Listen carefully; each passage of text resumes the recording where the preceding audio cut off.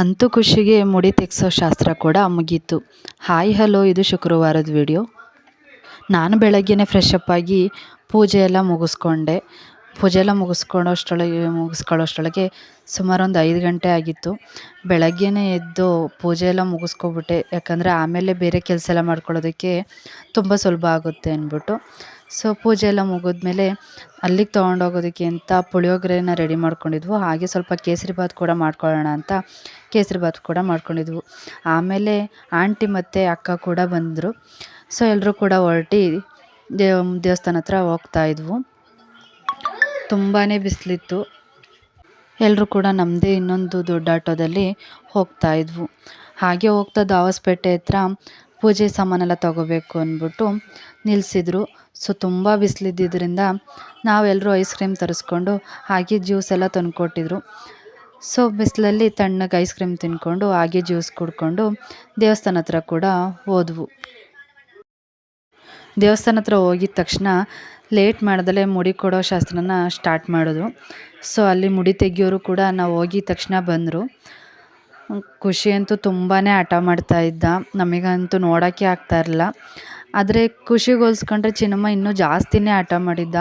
ಅವನ್ನ ಕಂಟ್ರೋಲ್ ಮಾಡೋದಂತೂ ತುಂಬಾ ಕಷ್ಟ ಆಗೋಗಿತ್ತು ನಮಗೆ. ಸೊ ಚಿನ್ನಮ್ಮಂಗೆ ಹೋಲಿಸ್ಕೊಂಡ್ರೆ ಖುಷಿ ಪರವಾಗಿಲ್ಲ, ಸ್ವಲ್ಪ ಬೇಗನೆ ಮುಡಿ ತೆಗೆಸ್ಕೊಂಡ. ಆದರೂ ಏನೇ ಮಾಡಿದ್ರು ಮಕ್ಕಳು ಅಳೋದಂತೂ ನೋಡೋಕ್ಕಾಗಲ್ಲ ಅಲ್ವಾ. ಸೊ ಅದೆಲ್ಲ ತೆಗೆದು ಮುಗಿಯೋ ಅಷ್ಟರೊಳಗೆ ನಮಗಂತೂ ತುಂಬಾ ಸಂಕಟ ಆದಂಗೆ ಆಗೋಯ್ತು. ಅವ್ನು ಅಳೋದನ್ನ ನೋಡೋಕ್ಕೆ ಆಗ್ತಾಯಿರಲಿಲ್ಲ.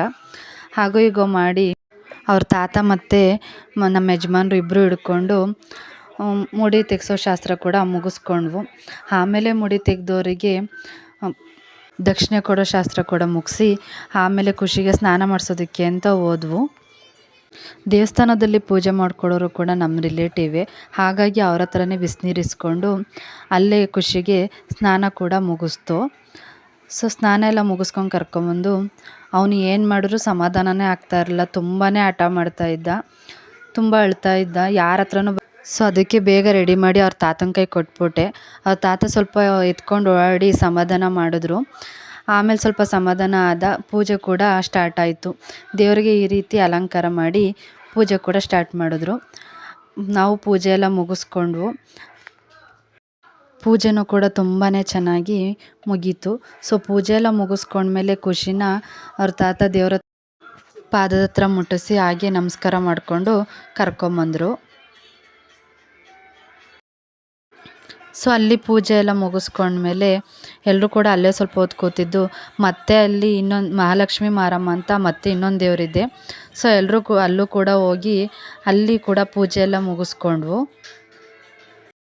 ಹಾಗೆ ಪಕ್ಕದಲ್ಲಿ ಇನ್ನೊಂದು ಆಂಜನೇಯ ಸ್ವಾಮಿ ದೇವಸ್ಥಾನ ಇದೆ.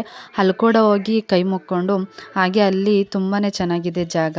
ಅಲ್ಲೇ ಕೂತ್ಕೊಂಡು ನಾವು ಊಟ ತಗೊಂಡೋಗಿದ್ವಲ್ಲ, ಕೇಸರಿಬಾತು ಮತ್ತು ಪುಳಿಯೋಗರೆ, ಅಲ್ಲೇ ಎಲ್ಲರೂ ಕೂತ್ಕೊಂಡು ಊಟ ಕೂಡ ಮುಗಿಸ್ಕೊಂಡ್ವು. ಈ ಥರ ಎಲ್ಲರೂ ಕೂಡ ಜೊತೆಲೇ ಕೂತ್ಕೊಂಡು ಅದು ಇಂಥ ಜಾಗದಲ್ಲಿ ಪ್ರಸಾದ ತಿಂತಾ ಇರೋದು ಅಂದರೆ ಒಂಥರ ಚೆನ್ನಾಗಿರುತ್ತೆ ಅಲ್ವಾ. ಸೊ ಎಲ್ಲರೂ ಕೂಡ ಅಲ್ಲೇ ಕೂತ್ಕೊಂಡು ಊಟ ಮುಗಿಸ್ಕೊಂಡ್ವು. ಹಾಗೆ ಅಲ್ಲಿ ತುಂಬಾ ಚೆನ್ನಾಗಿದೆ ಪ್ಲೇಸು. ಹಂಗಾಗಿ ನಾನು ಮತ್ತು ಯಜಮಾನ್ರು ಹುಡುಗರನ್ನ ಕರ್ಕೊಂಡೋಗಿ ಒಂದೆರಡು ಫೋಟೋಸ್ ಎಲ್ಲ ತೆಕ್ಕೊಂಡು ಬಂದವು. ಸೊ ನಾವು ಕೂಡ ಅಲ್ಲಿ ಫೋಟೋಸ್ ಎಲ್ಲ ತಕ್ಕೊಂಡು ಮನೆ ಕಡೆ ಹೊರಟ್ವು. ಹಾಗೆ ಬರ್ತಾ ರಾಮದೇವ್ರ ದೇವಸ್ಥಾನ ಕೂಡ ಇದೆ, ಅಲ್ಲಿ ಕೂಡ ಹೋಗಿದ್ವು. ಅಲ್ಲಿ ಪೂಜಾರಿ ಇರಲಿಲ್ಲ. ಸೊ ನಾವೇ ಪೂಜೆ ಮಾಡಿಕೊಂಡು ಕೈ ಮುಕ್ಕೊಂಡು ಮತ್ತೆ ಮನೆ ಕಡೆ ಹೊರಟ್ವು. ಮನೆ ಕಡೆ ಬರೋಷ್ಟರೊಳಗೆ ಆಲ್ರೆಡಿ ಸಂಜೆ ಆಗಿತ್ತು. ಸೊ ಎಲ್ಲರೂ ಕೂಡ ಕಾಫಿ ಕುಡಿಯೋಣ ಅಂಥೇಳಿ ಕ್ಯಾಸಂದ್ರ ಟೋಲ್ ಹತ್ರ ನಿಲ್ಲಿಸಿ ಎಲ್ಲರೂ ಕಾಫಿ ಕೂಡ ಕುಡ್ಕೊಂಡ್ವು. ಹಾಗೆ ಹುಡುಗರು ಹಣ್ಣು ಬೇಕು ಅಂತ ಕೇಳಿದ್ರು, ಅವ್ರಿಗೂ ಕೂಡ ಕಲ್ಲಂಗಡಿ ಹಣ್ಣು ಕೊಡಿಸಿ ಸೊ ಎಲ್ಲರೂ ಕೂಡ ಮನೆ ಕಡೆ ಬಂದವು. ಬಂದಮೇಲೆ ಖುಷಿಗೆ ರತ್ನೀರು ತೆಗೆದು ಅವನು ಕೂಡ ಒಳಗಡೆ